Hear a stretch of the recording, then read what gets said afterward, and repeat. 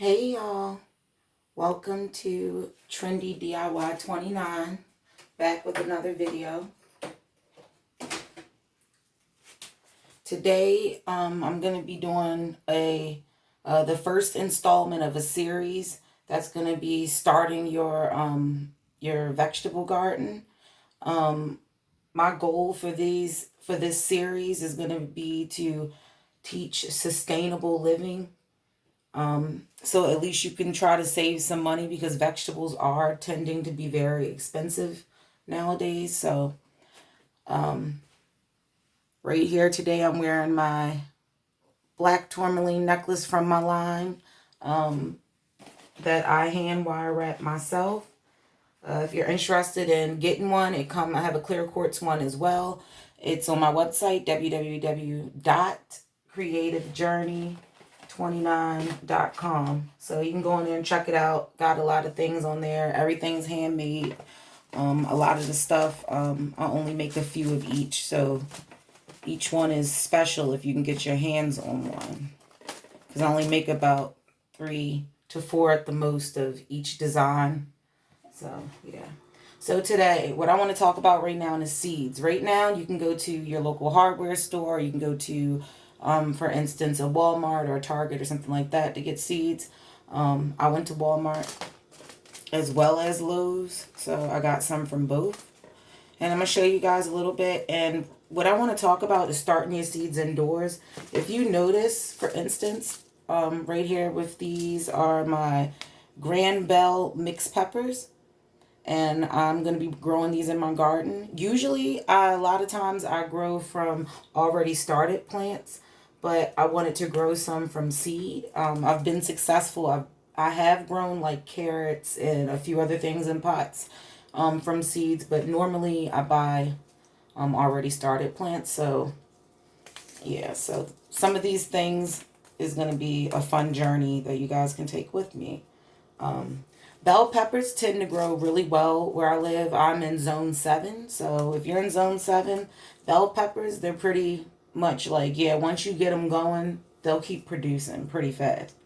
It says 65 days to harvest. So if you think about it, if you live like in the zone 7 like I do, a lot of times our springs and summers are not as long as, like, say somebody that lives in Florida or somebody that lives in California or something. So a way to get around that in order to get more harvest is to start your plants indoors. And usually if you're going to start your plants indoors, you're going to want to start at least 4 to 6 weeks before your last frost. And after your last frost, you can put them outside. But one thing before you put them outside, once they begin to germinate, is that you're going to want to make sure that you're slowly exposing them to outside, which is called hardening them off. So every day you probably pick your plants up, you take them outside for a few hours, and then you bring them back in. And you do that for about 7 to 10 days to let them get acclimated to the weather change and the wind and stuff like that. And then you'll be ready to go, and they should go perfectly well. But some of the things I want to share with you is what I'm going to be planting. And for instance, I said I'm planting the bell pepper. I'm going to be planting jalapenos. This is a really good plant. If you're a beginner and you want something that is a very durable plant, you know, something that's almost guaranteed. I've never planted one from seed. This is going to be my first time. But if you get like a already started jalapeno plant, like from Lowe's or Home Depot or something like that, I can almost guarantee you it's going to like survive. It does very, very well. And I live in zone 7. So does very well, and it doesn't need a lot of water. So planted some jalapeno. Right here I have some red Russian kale. Never planted this before, so usually I plant regular kale, and in the past it's bolted, and we'll talk about that in some other videos. But some red Russian kale, which pretty much it grows very fast, like 50 days, so you'll have something to eat soon. Something that I'm like dying to grow is the rainbow mixed carrots. They're beautiful. Like you see, you have the purple, you have the orange, you have the white. These are absolutely gorgeous, and I can't wait. And when carrots grow, the top of them, it makes very, very pretty foliage to have in your yard, even though the beautiful carrots are underground. Right here, I have some kale that I'm going to grow. And if you notice, a lot of these that I have are non-GMO. So you want to keep that in mind. I have some bib lettuce. This is really, really good. This is really good lettuce for like if you like lettuce wraps and stuff like that. This is really good lettuce for that. And it matures in 43 days. So, you know, grows pretty fast. Lettuce is something that grows pretty fast. And you can grow that on like a windowsill or something like that. Lettuce doesn't have a really deep root system, so you don't really need a very deep pot. I would say if you want to, like, you know, make salads and have a lot of lettuce, I would say I would do a very long pot or either something very wide. But if you're doing a windowsill pot, I would do something as wide as you can get in a windowsill pot and as long as that will fit on your window that will be in sunlight, and you'll be ready to go. Right here, some spinach. Spinach grows very well as well, and this is something that you can like pick like as soon as it starts growing. Lettuce is one of those things that is not like a particular size to harvest. You just pick it. And spinach tends to be ready to pick in about 43 days. Cayenne pepper. I've never planted cayenne peppers, but they're absolutely beautiful plants. Pepper plants are some of the most beautiful plants that you can plant. And a lot of times with my experience with them, they're very, very hardy plants. So they keep up good, like in the wind and extreme heat. They do really good. So cayenne pepper. Right here I have some black seeded Simpson lettuce, something new. I've never had this type of lettuce, so I said I was going to try this out. And this is about 42 days to harvest, which is like nothing. And I plan on doing like a big thing of like different lettuces, and I'm going to do them in different sections. And I'll get into that with you guys later on and about how you plot, how you're going to want to plan and plot out where your plants go. It'll save you a lot of time and a lot of headache in the end. And then I have some mesclun, which are gourmet greens mix. And in here you have a lot of different greens. You have like some romaine. You have some red kale. You have some arugula. You have a lot of different lettuces in here. So this is a really good one to put on your windowsill. If you can only do one plant, I would say do the mesclun mix. It grows fast and you have a whole bunch of different varieties in one. And you know, if you get sick of one kind, you can just pick all of one. But one thing to remember is when you're harvesting from plants, you want to leave at least 25% of the plant's harvest or its fruit and stuff on there. You know, like your leaves, for instance, you don't, for lettuce and stuff at least. You don't want to cut all your lettuce down. You want to leave at least 25% of the plant left so that the plant will be able to regrow more easily. Right here I have a gourmet lettuce blend. And what I plan on doing with these is taking all these different lettuces and plotting them in one container, but doing it in like a neat little design. See how that mix works out. I might end up with a whole bunch of mixed up lettuce. Hopefully not. And one thing I've never grown before is cabbage, which is 63 days, which is not really that long. But cabbage is one of those vegetables that does really, really well in cold weather. Sometimes you can even like get cabbage like underneath of the snow. So I've never done a winter garden, so I'm hoping to move on from after spring and summer and prep for my garden in the fall and into the winter. So we're going to see how this goes, and I'm going to be testing out planting in the colder months. And these are what I cannot wait to plant because they're so good and they're a little bit pricey at the store. And these are sugar snap peas. I love sugar snap peas. You can harvest these at different stages as well. You know, some people only eat the pea in the inside. Other people eat the whole pod. I eat the whole pod. They're really good if you like saute them in a little bit of butter and olive oil, some garlic and salt and pepper and saute those. They're really, really good that way.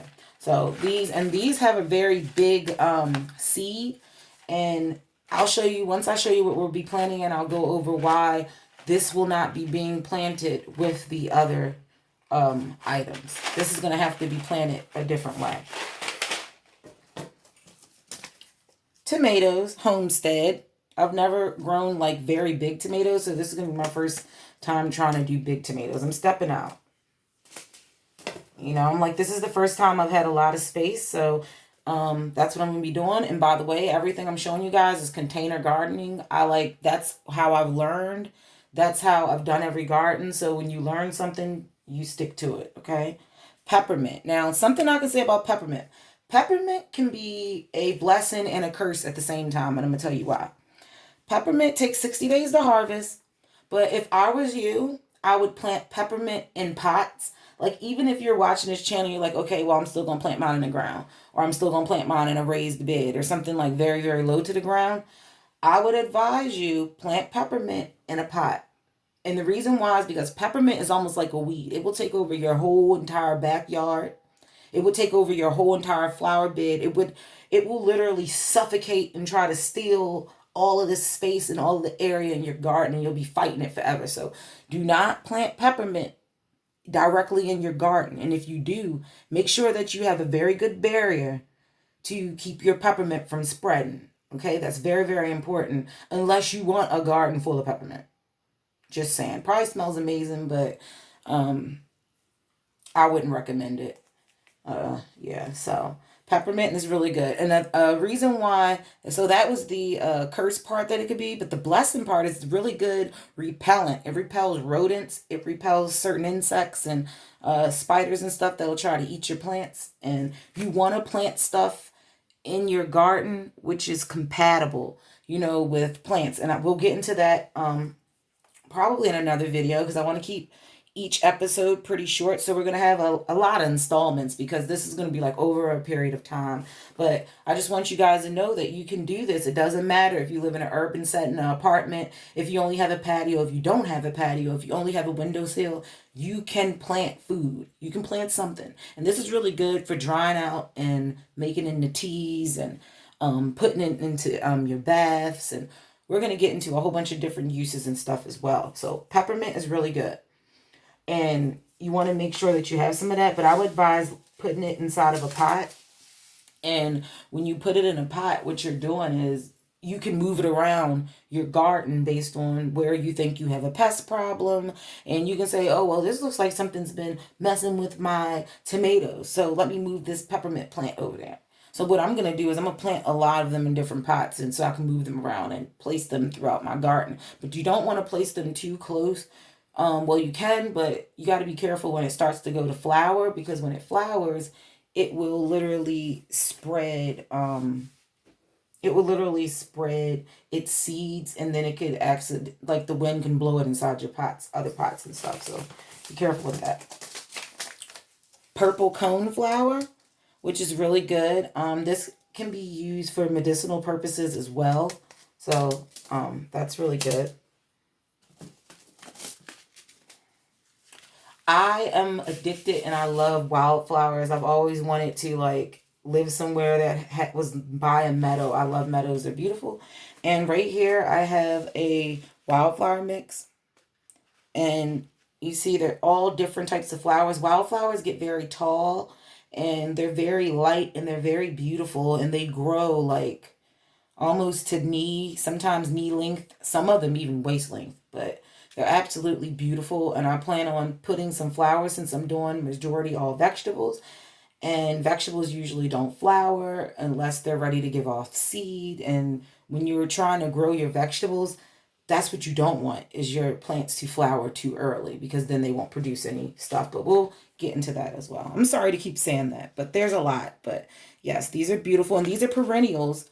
And perennials are plants that are going to come back every year on their own. So they're going to come back. So it's like a one-time plant, and they'll come back. You get what I'm saying? So they're really good if you're on a budget, or if you just want to, say, do a border out front of your house or something, and you want something that'll just come back every year. Only thing you got to do is, like, weed it and, you know, fertilize it or whatever every once in a while. Then I would advise perennials. Now you'll see some like this that say annual. Right here I have some Cracker Jack mixed color marigolds. Marigolds don't have the most pleasant smell, But this is another curse and a blessing, because the blessing of the marigold is that, once again, it's a very good insect repeller. Like, this one is even better than the peppermint, and you don't have to worry about the spreading. But marigold is very, very, very good for that. So you can get some marigold, and you can plant that in a pot, place it around your garden, and it'll help give your garden some color. Since if you are doing like an all edible garden, it's good to throw some flowers in there. Sweet basil. And the good thing about basil is that it's a good plant that can protect and ward off like tomato hornworms, I believe, and other insects and stuff from your tomato plants. And then I've even been told that they can even sometimes infuse your tomato plants. Not sure, because I've never done it, but I'll find out this year. And you can plant basil underneath of your tomatoes, and it'll work as like a bug repellent, as well as it will, they say, infuse your tomatoes with basil taste. So that's really good. I love tea. So right here, I have my chamomile. And this is really good because, like I said on my website, creativejourney29.com, I make a home product, like everything handmade. And I have different bath salts and soaps, and I sell scrubs and stuff like that. And chamomile is something that is very good for your body. So I use chamomile on my products. And I was like, instead of me buying it, I'm going to try to grow it myself. And as you can tell, it's non-GMO. And I'm going to work with this and see if it can grow well. And if it grows very well, I'll be drawing this out, and I'll be making my own chamomile, and I can save some money with making my products. Calendula. Calendula is an annual. Annuals, like I said, they come back. They don't. Like, they may come back, but they usually do not come back multiple times. They don't. Like, these are like, you have to keep replanting these. So remember that. Annuals, you got to keep replanting. Perennials, they come back all the time. So calendula is really, really, really good for your skin and your hair and your nails, and you can put it in tea. It's very, very good for you. So calendula is something that I use in some of my products, like my body oils and stuff like that. So calendula is going to be something that I'm going to try to grow as well for my business, so I can know, like, I can save some money. Cat grass. I got this from my cat Kylo, because he loves, like, when I plant plants, he likes to go in there and he likes to rub himself all through my plants, and sometimes he'll chew on some of my plants. I'm like, what are you doing, cat? So I got him his own grass, and it's good for them, and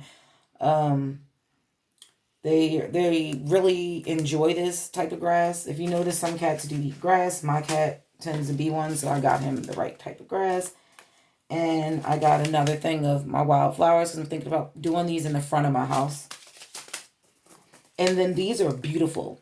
But I've heard poppies can be very fussy with growing, so I'll find out. And the poppies don't get grown for like a while. Like these, I'm going to probably start close to around the end of April, because these ones, you really don't want to start growing these or taking them outside until around May or August. They like heat. So these are some of the things that I plan on doing in my garden, and I will make sure that I get back to you guys with another video, and we'll talk some more about this. This is installment number 1, and like, share, and subscribe. Thanks.